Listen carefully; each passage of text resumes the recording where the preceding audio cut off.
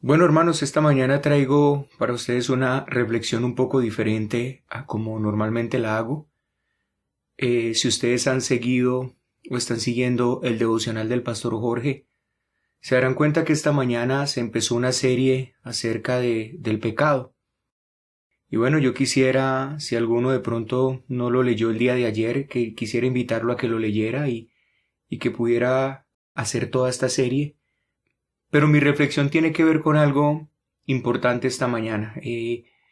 Se tocó el tema allí de David y en la vida de David y en ese acontecimiento que tuvo con Betsabé y todo lo que pasó después con el esposo de esta mujer llamado Urías y cómo David le mandó a matar, podemos ver verdaderamente, hermanos, el alcance del pecado, lo que el pecado es capaz de hacer cuando una persona le da entrada en su vida.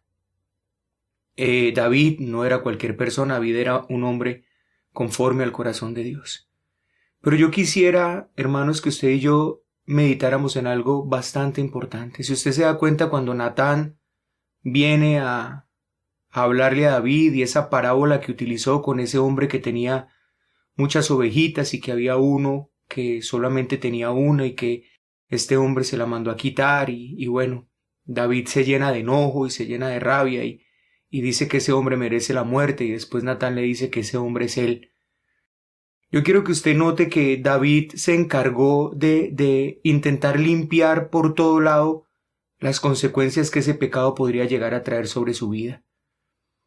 Mandó a matar a Urías y posiblemente si Urías hubiese quedado vivo y se hubiera dado cuenta de eso, hubiese sido un problema para David, de pronto un hombre que se levantara contra él precisamente por el haberle quitado a su esposa. Así que David intentó de alguna manera de cuidarse de las consecuencias que este pecado podría llegarle a traer a su vida.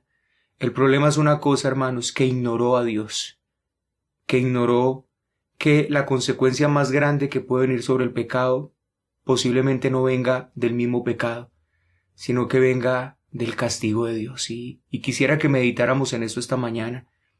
Porque si nosotros no alcanzamos a percibir el pecado de una manera correcta, posiblemente entonces nosotros dejemos que el pecado ronde a nuestras puertas porque tal vez no vemos que la consecuencia es muy mala. Déjeme, yo le pongo un ejemplo.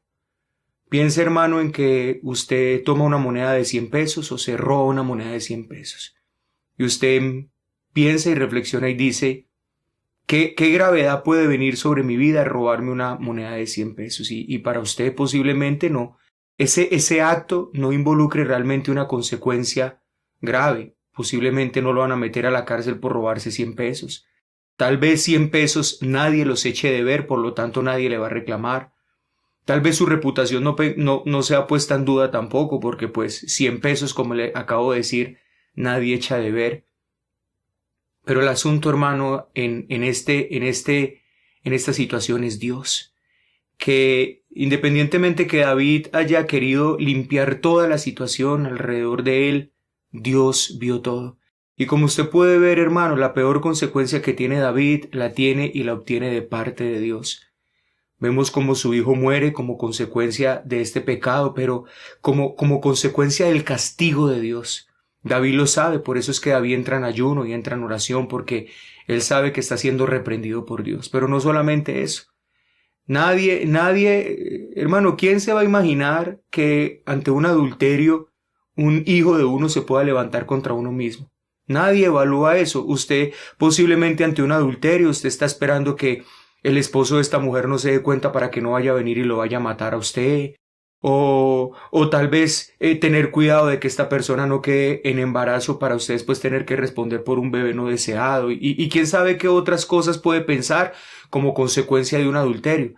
Tal vez perder su propia familia, usted pensaría en eso, perder a su esposa o perder a sus hijos legítimos. Todo eso usted lo podría llegar a meditar y a pensar. Pero ¿quién pensaría, por ejemplo, que un propio hijo de uno se levante como consecuencia de ese pecado como castigo de Dios?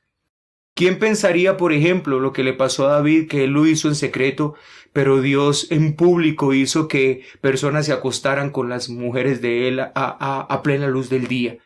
Hermanos, Yo quisiera que nosotros tuviéramos mucho cuidado de la manera que nosotros percibimos las consecuencias del pecado, porque parece ser que a veces percibimos las consecuencias del pecado solamente por la consecuencia que el pecado puede traer así. Entonces, si lo vemos de esa manera, entonces, mi querido hermano, usted y yo no nos damos cuenta que lo peor del pecado es defraudar a Dios, que lo peor del pecado no es la consecuencia que el pecado pueda traer sobre nuestras vidas, que lo peor del pecado es que es una afrenta contra Dios y que si usted y yo somos hijos de Dios como lo era David, la disciplina va a venir sobre nosotros y que va a venir una disciplina muy fuerte sobre nuestras vidas.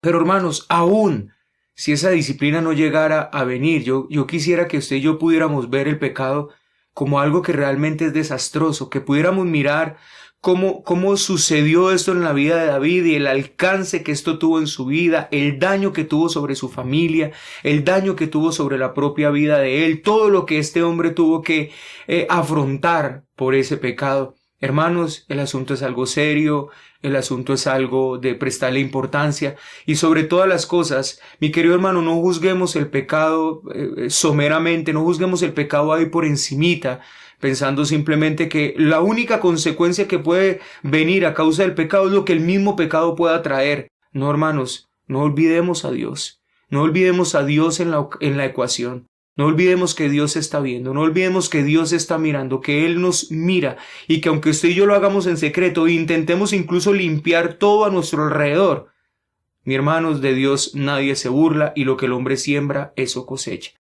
Lo peor que experimentó David, hermano, no fue la ira de Urías Eteo. Él se encargó de matarlo para después no tener esa ira en contra de él.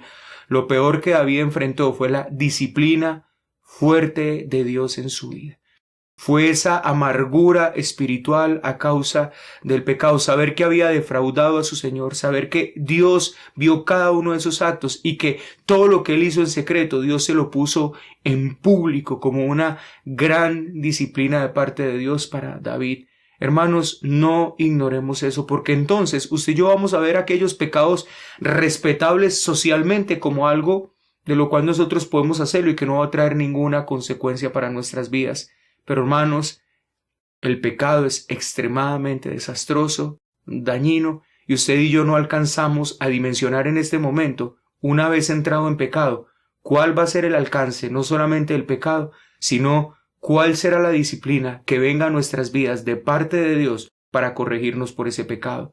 Mis queridos hermanos, quiero decirles hoy una cosa, con el pecado no se juega. Que hoy sea un día para que nosotros oremos al Señor, para que usted y yo verdaderamente, hermano, nos abstengamos, para que usted y yo vivamos a kilómetros del pecado y que usted y yo, entonces, más bien, temamos al Señor y caminemos en la integridad que Él nos ha pedido que caminemos. Y entonces usted y yo vamos a ser más bien protegidos por el Señor.